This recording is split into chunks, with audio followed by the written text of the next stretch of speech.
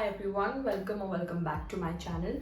In this video, I'll be explaining how to make your CV for your cabin crew interview. I'll be explaining the entire format of CV, the things which make a cabin crew CV different than the others.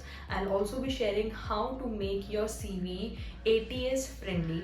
We'll come to that later, and I'll also be sharing a sample CV, the CV which I had made, which I had used during my interviews. So stay tuned until the end of this video to know about all of this.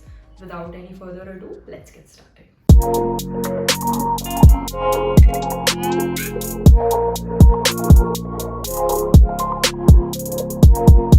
First of all, let's understand how is a cabin crew CV different than the others. When it comes to any other job profile, in most cases, you are being evaluated on the basis of technical skills that you have. For example, what are the courses you have done, what are the internships or practice, or the practicality of the job profile. However, when it comes to cabin crew CV, technical skills are a little less important as compared to the soft skills. Soft skills is the basis of your selection. Another thing, your photograph. Usually in any other job, you will never see the candidate's photograph on the CV. However, when it comes to this job, your photograph ideally should be there on the CV because you would be representing the airline. You would be the brand ambassador of a very big company, and they need to know who would be representing them. They need to know what candidate is applying for this job. So when it comes to the photographs, your photograph needs to be something like this. You need to be in formal attire. It would be a passport size photograph, the regular passport size photographs that we take. You need to have your hair tied in a bun or a neat ponytail when it comes to females, and for males, a regular formal attire with neatly combed hair. Also, ensure that you are wearing makeup preferably, and your photo should be in something like this. Next very important thing is how to get your CV shortlisted. Now first let's understand how do these CV shortlisting works. The airline is not going to sit down with the thousands of applications that they receive. This is not a person's job. Instead, in most cases, there is a system called ATS, which is Applicant Tracking System, which is used to shortlist these CVs. In short, how the system works is it looks for specific keywords, titles, job experiences, and certain specific words. And if those words are there in your CV will most likely get shortlisted out of that system. Otherwise, it will not. If your CV does not get shortlisted, you will not be called for the interview and the entire process will not start itself. So let's understand how to make your CV ATS friendly. For doing this, you'll have to go back to the job description. You'll have to go back to the job vacancy of the airline. When you go to the job vacancy page, you will see a job description written there, in which they will explain what kind of candidate are they looking for. This would have a lot of keywords. Understand these keywords would most likely be the criteria, the soft skills that the airline is looking for. So the idea is to include all these keywords in your CV. And that is how you make your CV ATS friendly. So whenever, if you are targeting a specific airline, please ensure to include the keywords that airline has used in its job post, apart from the certain keywords, apart from the soft skills that you would of course be required to write in your CV. Next up, let's have a look at the format of the CV. First of all, the most important thing is your name and your contact details. So if in case the HR needs to contact you, when the company needs to send you an invite, it is first hand readily available. This can be done by making either a separate column or simply writing your name in preferably caps lock and your contact details, which includes your professional work email ID and your contact number. These three things definitely should be there on your CV to make it easy and handy for the HR to contact you. Apart from this, on one of the top corners, include the picture that we just spoke about. And even if you do not have the picture in soft copy format when you are going for the interview, preferably stick a passport size picture on the CV, and that would also do. Next, very important thing is career objective. So career objective does not necessarily need to be a very long paragraph writing everything that you know. It should be short, sweet and simple 2 or 3 liner objective, in which basically you write what you are offering and what you are looking for. For example, I am a so and so confident, hardworking, etc., etc., etc. individual looking for so and so job. Another very important thing to note is your CV should be short and simple, of hardly 1 or 2 pages if you are an experienced candidate.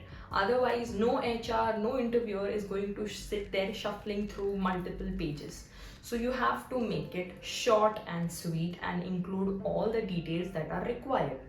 So the first and the foremost thing is your name and your contact details. Second of all would be your career objective. Thirdly would be soft skills.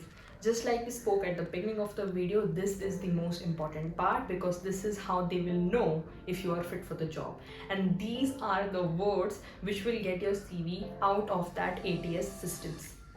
Soft skills can include a lot of words like confident, hardworking, team player, leadership, communication skills, positive attitude, adaptability, and a lot of these words which basically explain what kind of an individual you are.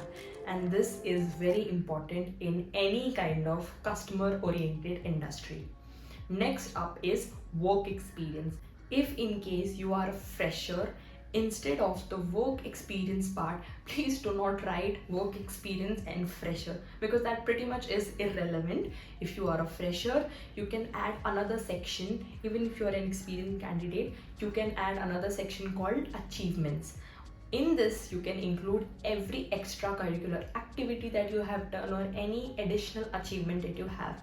Even if you are right out of school, you can include the qualifications, you can include the achievements that you have done in your school life. This could include anything that you have done extra during your school or your college. For example, I was an NCC cadet, so I mentioned that. I was also the vice head girl, so I mentioned that. I had led a lot of school speech giving competitions and events, and I have handled a lot of events. You can include all those things, because this shows that you have some sort of experience of handling things. And even if you don't really have anything, please come up with something, because this will give you an upper hand. Then comes your educational qualification. Even if you are a graduate, even if you are a 12th pass out student, it's completely fine. Mention it in your CV. Always remember, whenever you are writing either the work qualification or the educational qualification, it should always be in the format of latest to the oldest. For example, I am a graduate, so the first thing that I would write is about my graduation, followed by 12th standard, followed by 10th standard. If you are just a 12th pass student, just simply write 12th and 10th, and that should be all. Same thing applies for work experience. Write the latest work experience on top, followed by the older ones. Apart from this, you can also include a section called personal details or additional information, wherein you can write your address or simply the city where you are currently located at. Apart from this, very important thing to include is the languages that you are aware of. As a cabin crew, Hindi and English is compulsory when it comes to the domestic carriers. Apart from that, if you are aware of any regional language or any foreign language, include that in your CV. Another thing that you can include in this section is your BMI. Even if you are not aware of your BMI in specific, you can simply write your height and your weight, and if not, at least your height, because that will also tell the HR if you are qualified in terms of the BMI range. These are the details that you can include in your personal profile.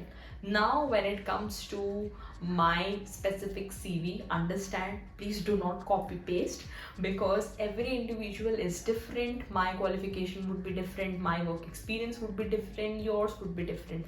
just to get a gist of it, just to give you an idea, I'll be putting up my CV in here. This will give you a very good idea of what the format exactly looks like. Include all the details that are true to your knowledge. Please do not include anything which is false, because there are background checks which are conducted. They will call up that specific institute or the specific company that you're mentioning, and if it turns out to be false, of course you know where it will lead you. So please do not include anything which is incorrect. Include everything which is correct. Even if you are a fresher, it's completely fine. When I joined the industry, I was a fresher too. I did not have a single work experience, and my CV still got shortlisted in multiple airlines. I still became a cabin crew. So being a fresher, being an experienced candidate does not make any difference, as long as your CV is correct, in the correct format, and includes all the relevant details. That is all for this video. This was one of the most requested video.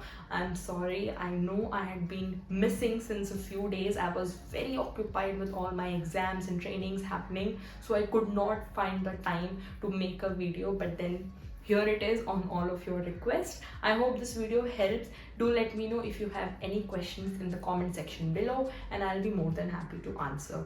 I'll very soon come up with another video, and until then, stay tuned, keep watching all the videos, do your practice, and I'll see you guys soon. Bye bye, take care.